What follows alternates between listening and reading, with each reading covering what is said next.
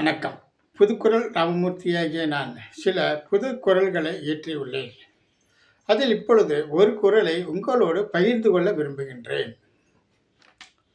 செவ்வேள் சொல்லும் நேர்மையும் தர்மமும் மனித வாழ்வின் வாசற்படி என்னும் ஒரு புதுக்குறள்.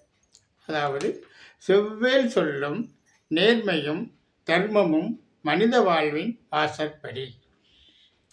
செவ்வேள் சொல் என்று சொன்னால் நீதி என்று பொருள். அதாவது சூரியனின் செங்கதிர்கள் போல் ஆதி பகவானின் வார்த்தைகளே நீதியாகும்.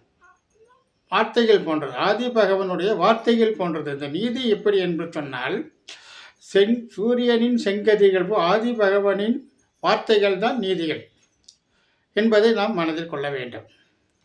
இந்த மனித குலம் நீதி நேர்மை தர்மம் போன்ற நல்ல குணங்களோடு வாழ வேண்டும். இவைகள் அனைத்தும் மனித குலங்கள் வாழ்வின் வாசப்படிகள் ஆகும். நாம் நமது மனம் என்னும் வீட்டில் இத்தகைய நல்ல எண்ணங்களை விதைத்து அதன்படி வாழ்தல் வேண்டும் என்பது இதனுடைய பொருளுடைய அர்த்தம். இது எப்படி என்று சொன்னால், முதலில் நாம் தர்மம் செய்ய வேண்டும். அந்த தர்மம் என்பதை எப்படி செய்ய வேண்டும் என்று சொன்னால், அன்போடும் பண்போடும் நாம் செய்தல் வேண்டும். கர்வத்தோடும் சுயநலத்திற்காகவும் நாம் தர்மம் செய்தல் கூடாது. ஏன் என்று சொன்னால், அது நம்முடைய சுயநலத்திற்காக செய்கின்ற பொழுது அது சில கசப்பான விஷயங்களால் நமக்கு கிடைப்பதற்கான வாய்ப்புகள் உள்ளது.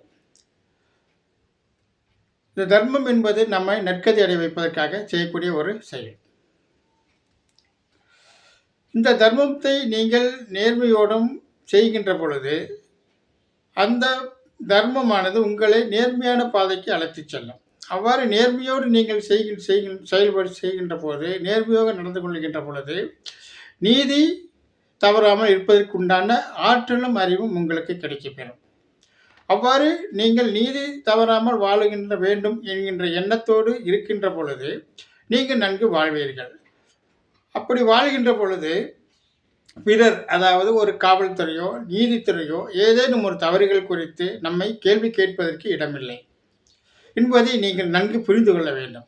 அவ்வாறு நீங்கள் புரிந்து கொண்டு வாழ வேண்டும் என்பதற்காக தான் இந்த குறள் இறைவனால் உங்களுக்கு வழங்கப்பட்டிருக்கிறது. நான் உங்களுக்கு வழங்குவதற்கு இல்லை, என்னிடம் ஒன்றும் இல்லை.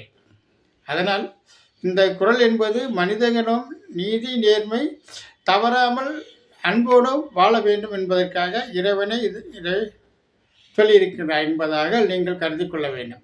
அப்படி இருந்தால் மிக நன்றாக வாழ்வீர்கள் என்று கூறி விடைபெறுகிறேன். நன்றி, வணக்கம்.